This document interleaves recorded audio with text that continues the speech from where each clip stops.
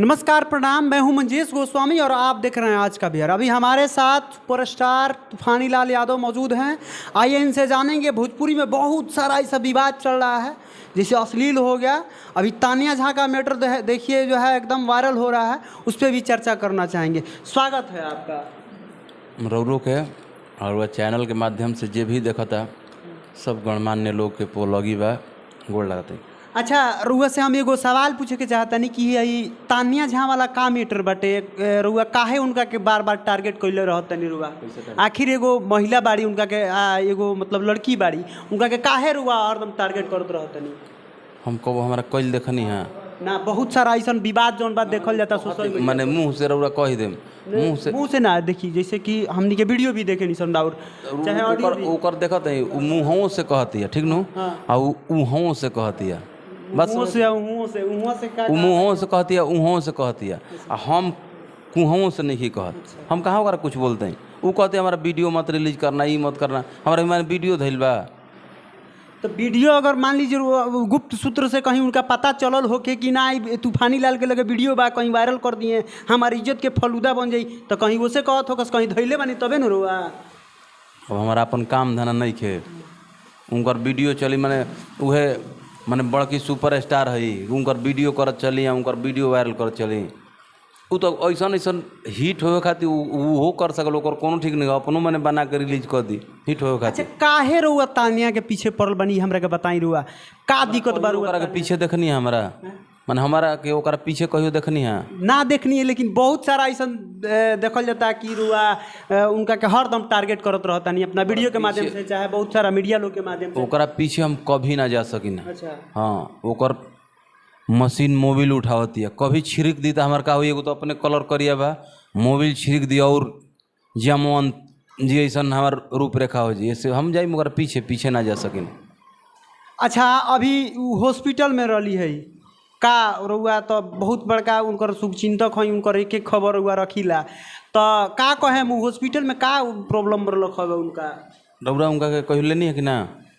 का इंटरव्यू ना अभी तो ना दिली, हम तो इंटरव्यू कर मन लेनी है ना लेबे के चाही, आ ली उनका के कहियो, आ बढ़िया से ली, आ क्लियर पूछी कि हॉस्पिटल में तू का करवात लू है, का तरह दिक्कत बा, का परेशानी बा, हमनी के हेल्प करम जा, कहीं हमनी करम जा, तारा के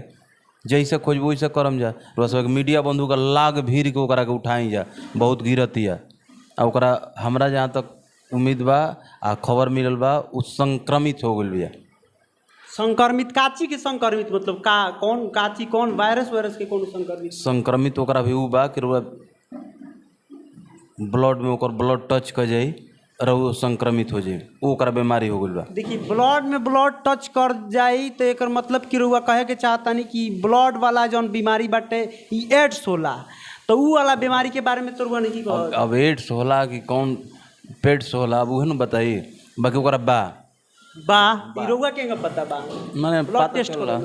पता चल रहा।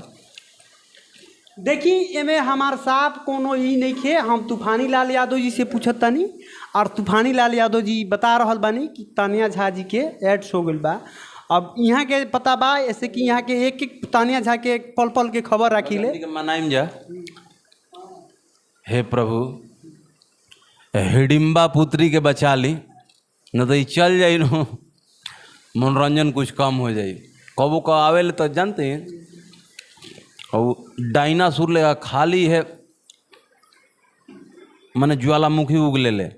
लाइव आके देखनी कि एक दिन रुआ के कुछ बाला भूला कहत रही का प्रॉब्लम भइल। अब वो गाड़ी देता तो हम उनका लगा, तो हम उनका गाड़ी ना देम, हम तारा गाड़ी देम, कबो ना देम, कबो तारा के देबे ना करम गाड़ी। जब तारा के देम आनंद देम, जब तारा के देम नु हिडिम्बे जी, तारा के हम आनंद देम। आइंगा खातिर तेगालवा बाबा के रख दियल बा। तेगालवा बाबा, तो तेगालवा बाबा फिर आज रुआ तेगालवा बाबा कहता रहे कि तानिया झा से हमरा प्यार हो गई, बस शादी उदी करे के चाहता नहीं हम, ए पर का कहे रुआ? ए पहिंगा के हम ये कहम कि तारा कुछ करे के बा, तेगालवा बाबा संग करी ह, बाकी तारा सावधानी रखे के बा, तारा के हम मानी ना, ऐसे तारा के बताओ ती, तारा सावधानी का रखे बा। तेगालवा बाबा काल रहता त्रिशूल, डमरू, साइकिल, शंख, वो एगो शंख ना भैया, 2-4 गो शंख। मान ली तेगालवा बाबा जब इनका अंडमान निकोबार में प्रवेश करी हैं जब उनका संगे प्रेमे हो गई बा तो जब इनका अंडमान निकोबार में प्रवेश करी हैं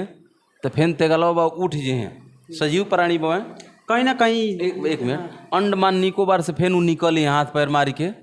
धर्म तो त्रिशूलो धारा जी निकल जाई इनको डमरुओ धारा जी रस्सी फसी लगा रहे निकल जाई लेकिन शंखवा इनका अंडमान निकोबार में से द्रव पदार्थ के स्राव होके लगी नु छटके लगी शंखवा धराइबे ना करी शंखवा जब धर्म छटक जी कौनो विधि से अगर शंख ना निकलल एक दूगो निकल ले 4-5 गो ले रहत में एक और शंख में रह जाई नु आ ना निकली तो शंख ऐसा चीज़ है ना सरेला ना गलेला आ वही में रह जाई तो सावधानी रखबा कि तारा इहे सावधानी रखबा कि शंख में रह मत जाओ कौनो तरह तारा कूथी के ओकरा के बहरी फेंक देवे के बा कूथी के बड़ी शंखवा के फेंक देवे के बाद तारा अंडमान निकोबार से ना तो शंख रही तो बहुत घोर पीड़ा होके लगी फिर तू देवे लायक ना रहू इंटरव्यू मैंने बोले लग इंटरव्यू हाँ इंटरव्यू देवे लायक ना बार बार देवे के रुआ कोशिश बात कर रहा बनी मतलब इंटरव्यू देवे के देवल शब्द ऐसा बा कि हमारा लेब आ देब ई सबसे हमारा बुझाता भोजपुरी में ज़्यादा यूज होते है हई लेब फलना हई देब फलना हमारा हई देल ना तू हमारा हई ले ना हमारा तो सबसे ज़्यादा प्रयोग होला शब्द भाई कहीं ना कहीं ये सब 7 मिनट के हो गए कहीं ना कहीं ये सब जौन रौरा जौना लफ्जा में कह रहा बानी ऐसे जौन बा जनरेशन जौन बा प्रभावित हुई ऐसे ये पर का कहें रहुआ अच्छा बहन के गाड़ी देती है वो तो जनरेशन प्रभावित नहीं के होता हाँ ये तो बात बा गलती तनिया झमी भी बा कि आके और वो बात ना मानो अगर घोड़ा घोड़ी बा खुला लगाम से छोड़ दे तो दौड़ला के बाद काटहूँ लागी ठीक नो आ ओकरा का लगाम है तूफानी का लगाम बा कंट्रोल में भी तो कातना लोग देखत नहीं क्योंकि छोड़त लिया कौन भैया गाड़ी दे खेसारी भैया गाड़ी दे पारा पारी कौनो एक्ट्रेस ना बचा रही काजल रखवान केहू छोड़ते ना रहे सब कोई गाड़ी देते लिया ये तो तूफानी के कटहिया लगाम लागल बताइए से शांत बिया और रुआ के न्यूज बता दी अच्छा एगो घोड़ी के चर्चा होत रहे रुआ घोड़ी किन ले बानी रुआ तन्या जौन घोड़ी बिया अब वो घोड़िया नहीं खे रह गुल वो पाल खा गुल बिया आ घोड़िया के नाम तानिया रख ले बानी तान के उस पाल खा गुल लांग गुल बाही गुल घोड़ी बाही गुल तन्या जौन बिया वो बाही गुल बरदा गुल भोजपुरी में कह बरदा गुल बिया अब थम ही जाती है कि ना थम हती है 1-2 महीना बाद पता चली जब थान छोड़े लगी तो बुझाए कि थम ही गुल बिया पाल खा गुल चलिए यहाँ के हमरा साथे रहनी है तूफानी लाल यादव जी और तानिया झा के बारे में चर्चा भइल रउआ लोगिन कमेंट सेक्शन में कमेंट करके बताएं लोगिन कि तानिया झा के बारे में क्या कहे के चाहतनी।